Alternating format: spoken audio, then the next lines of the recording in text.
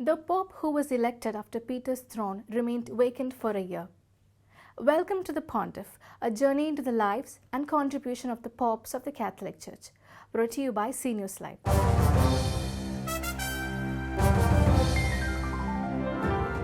After the martyrdom of Saint Fabian, the relentless and brutal Christian persecution unleashed by Emperor Decius meant that it was impossible to choose a successor to Saint Fabian.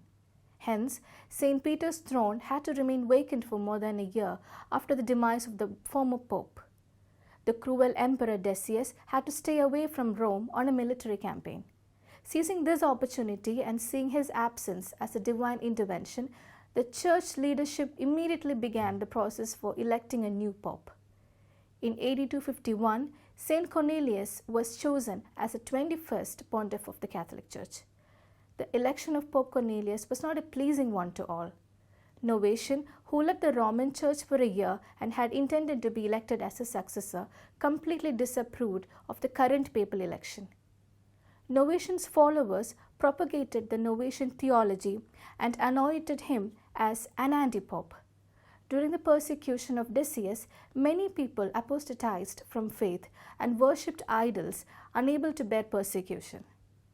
Once they repented of such wrongdoings and expressed their desire to return to the church, the question then arose whether to baptize them again before allowing them back to church. Pope Cornelius consulted Saint Cyprian of Carthage and, heeding his advice, allowed such faithful to re-enter the church without the necessity of re-baptism. However, Novatian and his followers opposed their readmission to the church and demanded that such apostates should not be readmitted to the church in any way.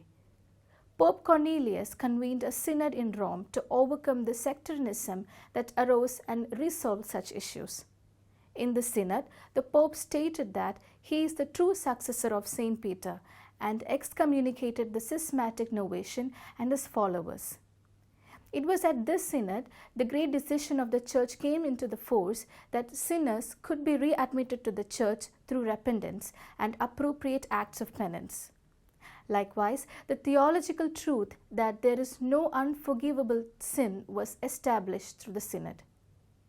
In the beginning of AD 252, Emperor Gallus, the successor of Emperor Decius, unleashed fresh persecutions against the church.